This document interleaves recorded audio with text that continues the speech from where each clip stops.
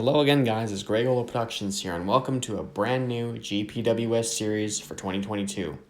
This year I'd like to do things a little differently, and by that I mean actually get into the history of these clocks and watches that I work on and try and do some sort of research before actually jumping in and tearing it apart. So that's exactly what I've done. I've compiled some things that you guys may find interesting, and yeah, we'll actually start working on this thing in the next part.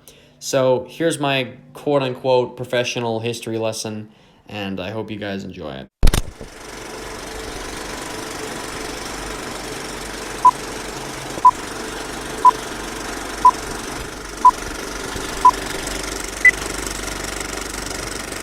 When the automobile industry first kicked off, car clocks were, like most other things that are standard today, an accessory. This was an optional device you had to buy yourself if you wanted to know the time in your car. Despite this, the demand for car clocks was high, and Westclox was going to try and capitalize on this new demand. I can't speak for a lot of the other car clocks that were available at the time, but this one literally looks like the first pocket Ben, except they've just flipped the crown around and stuck it in a case, which is obviously screwed to your wooden dashboard, I would assume. This one is from 1922. I believe this is Westclox's first car clock they ever made.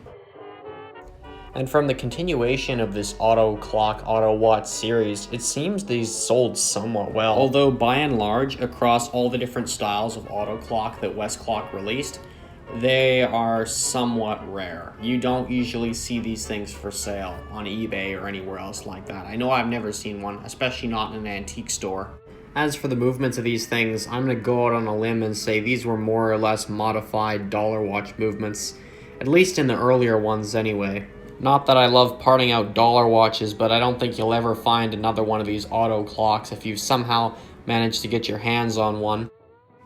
By the 1950s, though, this whole thing was basically over. Cars were being sold with clocks already installed in the dashboard. And just like every other company who didn't want to be stuck in the past, Westclox was quick to start driving along this route. This ended up leaving the dollar watches being the only Westclox throughout the 1950s, with this style of movement in them, as most of the auto clocks beforehand had some sort of modified version of this inside, and all the new clocks that were being installed in car dashboards were electrified.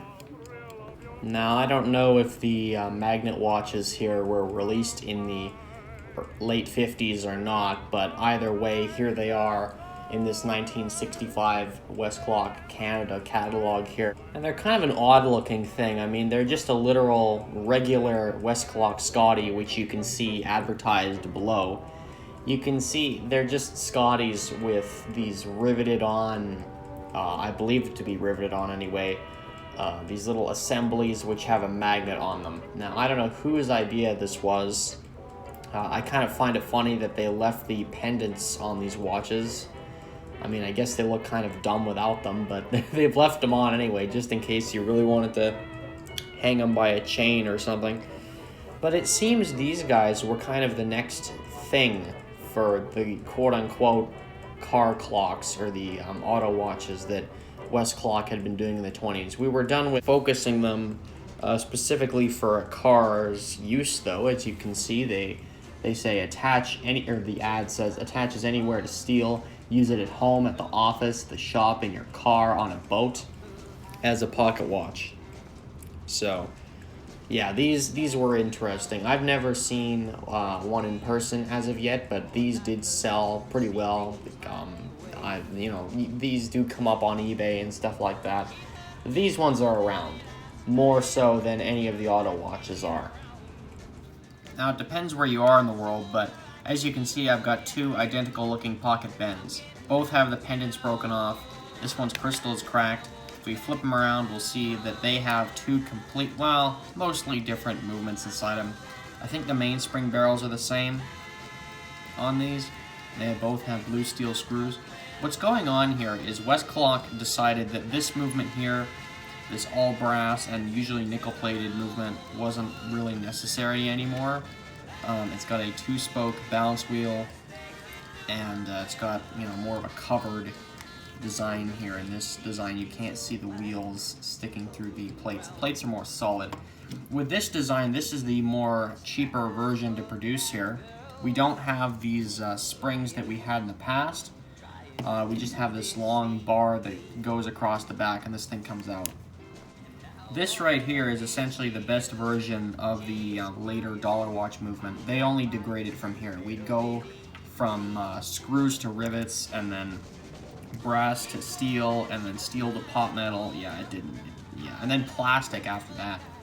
So this is the late dollar watch movement, and these came around, as I said, depends where you are in the world. In Canada, these were around, or these must have actually come into existence probably around 1966, these guys here, and that's when they phased these out. So actually no, probably 67, because I've found watches looking like this from 66. So they didn't change for a long time, and this movement had been around more or less since the 40s.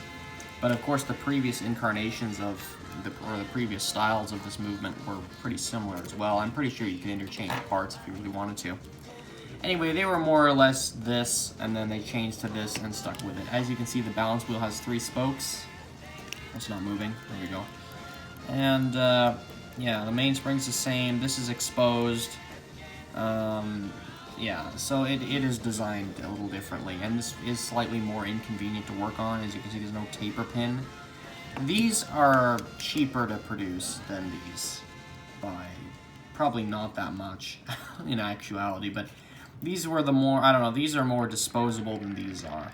I guess they're both originally were equally the same in the context of, oh yeah, just, you know, when it stops working or when you break it or whatever, don't even bother repairing either one of these, just throw it away and buy another one. Even though both of these, despite this one being slightly cheaper, and despite there being no taper pin here, unlike this one, which I don't think you can see the taper pin right now. There's the back of it. Yeah, this one's more repair friendly. This one is repair friendly too. You just have to get rid of that glue there, and I'll probably do a series on these at some point. Anyways, moral of the story is these two movements were basically ruling the roost in the U.S. and Canada. Well, actually, maybe I shouldn't speak for the U.S. because they had a hybrid version of this, which had this balance wheel, and they had some other little modifications going on with this. But it was basically, I think Westclox was trying to get rid of old stock of these that they had lying around. So they just decided to grab these new balance wheels and stick them in the old watches.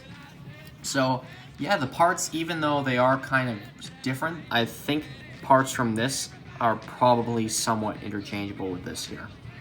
So, yeah, so anyway, these were the movements that are relevant for this particular history lesson here.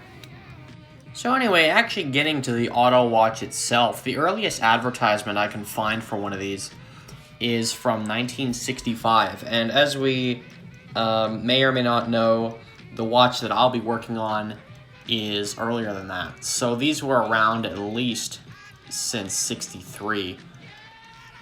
And I believe the dial that both of these share is the first auto watch dial. I think this is the very first one that came out, and then all the other variants, which you're about to see, came after. So the two particular models here, you can see there is the chrome one at the top and the quote-unquote charcoal one at the bottom. I think calling the watch charcoal is kind of, I don't know. I mean, it fits it, but why does that even exist to begin with? It just looks dull. It looks like it's worn out when it's that color. So yeah, I can see why those did not sell as well, because you don't see those as much on eBay. You always see the auto watches, you always see the chrome ones, from what I've seen anyway. So yeah, we got the charcoal one, which I think is kind of ugly. Then we've got the chrome one up the top there. They both have red hands, and the chrome one also has a sweep second hand. If you find one of those on eBay, you should probably get it, because, or in an antique store, that for that matter. But if you find one of those in general, I'd recommend getting it, because those are more uncommon. And yeah, it must be increasingly obvious, viewers, that I don't know which model came out at what time, because they all seem to be released short in this like 5-year span. So most of them have the same movement. It's just different dial variants for the most part. And here's probably the most popular one here, the 24-hour auto watch, which, as I said, must have come out around the same time as all the others. I don't know if a chrome one of these existed. This looks like it's the quote-unquote charcoal color. And I don't really understand why Westclox keeps switching from red to white hands. I'm not really sure what they thought would work better. I don't know. I think the white looks better, but that's just my opinion. So, as you saw, the magnet was missing there, and there is the later style movement there with blue steel screws and brass wheels. Still nice and serviceable. And this, by far, I think, is the ugliest auto watch. This is the Westclox Super Glow. And this one has what I believe to be luminous paint on it. Yeah, I think this one's a radium watch. It's got the charcoal black finish, and the hands are really thick, along with the the quote-unquote numbers are, maybe I should say numerals, I don't know. They're just lines to mark the places, and I think the whole dial looks really ugly. I wish this was designed. This could have been done way better than it was, but anyway, yeah. And you guys must see this now as kind of a common theme, but the magnets are usually gone from these auto watches for one reason or another. The ones I've had experience with are glued on, and I think they're all like that, but anyway, the glue must have dried up on most of these, and the magnets have just fallen off. So, if yours has a magnet, then good for you, because that is the original magnet, and good night finding a replacement one that looks identical. You can use any magnet, really, but to have the original one, you know, it's just an originality thing. And to make up for the dial being really ugly, the movement is nice and serviceable, so it has one of the good movements in it. And here's one of the original charcoal black ones with the red hand. There's no frills with this one, but it does have the good movement, and you can see it says 1263 on there. Now, as you can see, this watch here is trash. I think this is almost the same one we're going to be working on, except it's charcoal.